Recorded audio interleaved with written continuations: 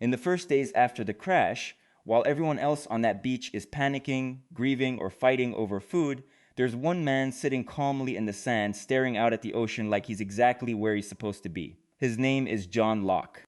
He's older than most of the survivors, quiet, a little strange. He carries a suitcase full of hunting knives. An actual suitcase of knives, checked luggage, which should probably worry everyone more than it does. He can track animals. He can predict the weather. He kills a wild boar when the camp is starving, and he does it like he's done it 1,000 times. While every other survivor is desperately trying to get off this island, Locke walks around it like a man who just got home.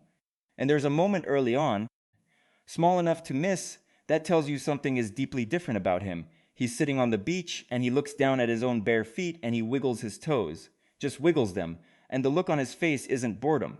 It's wonder.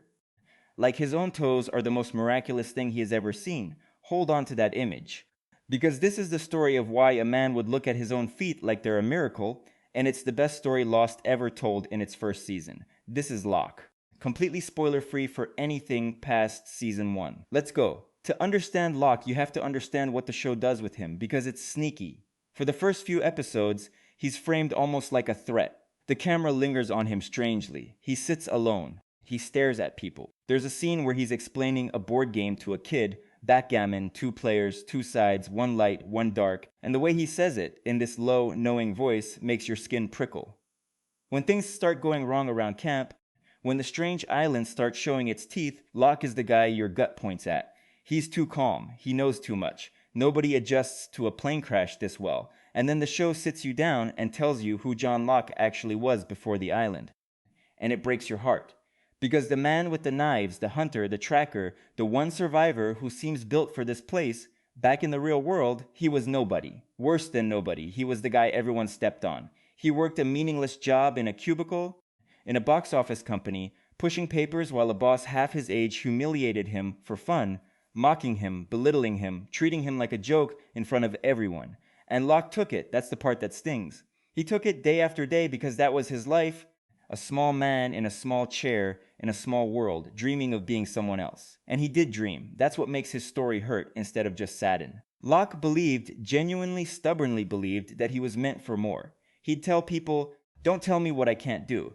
He said it like a warrior's motto, and the world heard it like a punchline. He planned a walkabout in the Australian outback, a real one, weeks of hunting and trekking and surviving in the wild, because he needed, just once, to be the man he was in his own head. He saved for it, he trained for it, he flew all the way to Australia for it. They wouldn't let him go. I'm keeping the exact details gentle here, because the reveal deserves to hit you the way the show intends. But what season 1 shows you, in one of the most famous single moments in television history, is this: John Locke was in a wheelchair. For years before the crash, he could not walk. The walkabout company took one look at him and turned him away. "This is not something you can do, sir," and put him on a plane home. That plane was Oceanic 815, and when it tore out of the sky and slammed into the island, when John Locke opened his eyes in the wreckage, flat on his back on the sand, he wiggled his toes. The island gave him his legs. Now go back to that image from the beginning, the strange older man on the beach, staring at his own feet with wonder, and feel it land properly this time.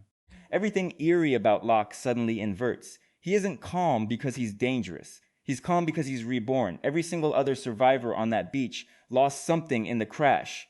Their plans, their people, their way home. Locke is the only human being on the island for whom the crash was the best thing that ever happened. Of course, he doesn't want to be rescued. Rescue, for Locke, means the chair. This is why Walkabout, the episode that tells his story, is routinely called one of the greatest hours of TV ever made. It's not just the twist, it's what the twist does to you. The show tricked you into judging this man, into finding him creepy, suspicious, other, and then it shows you the loneliest life imaginable and a miracle at the end of it, and every judgment you made curdles into shame and then melts into love. From that hour on, most viewers would follow Locke anywhere, which is fitting, because Locke would follow the island anywhere, and that's where his story gets complicated. Because here's the question the rest of the season quietly builds: what does a man owe to a miracle? Locke's answer is everything. He doesn't treat his legs as luck. He treats them as a message. The island, he decides, is special, not just strange, special, purposeful, maybe even alive in some way. And it brought him here, and it healed him, and therefore it wants something from him. He starts talking about the island the way other people talk about God. He says things like, I looked into the eye of this island, and what I saw was beautiful. He stops being a survivor and becomes something closer to a believer, the island's first and truest convert. And the show, this is what makes season 1 Locke so good, refuses to tell you whether he's right. Because strange things do keep happening on this island. Things no one can explain.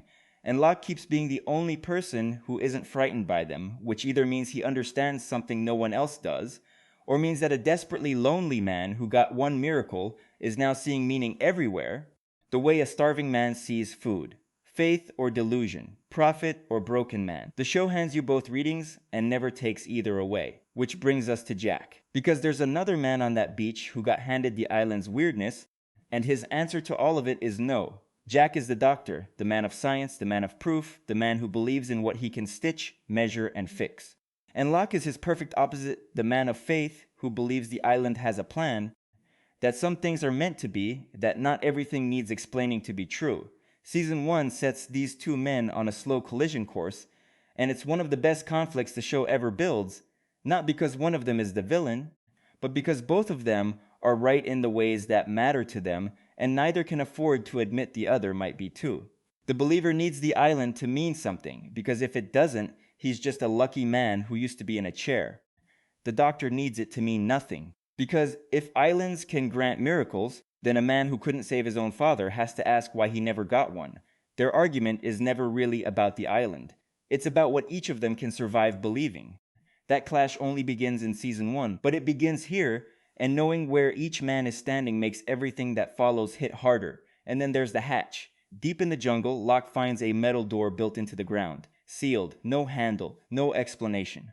And this discovery lands on exactly the wrong man, or exactly the right one, because to Locke, this isn't an object, it's an answer. The island healed him, the island has a purpose, and now the island has shown him a locked door.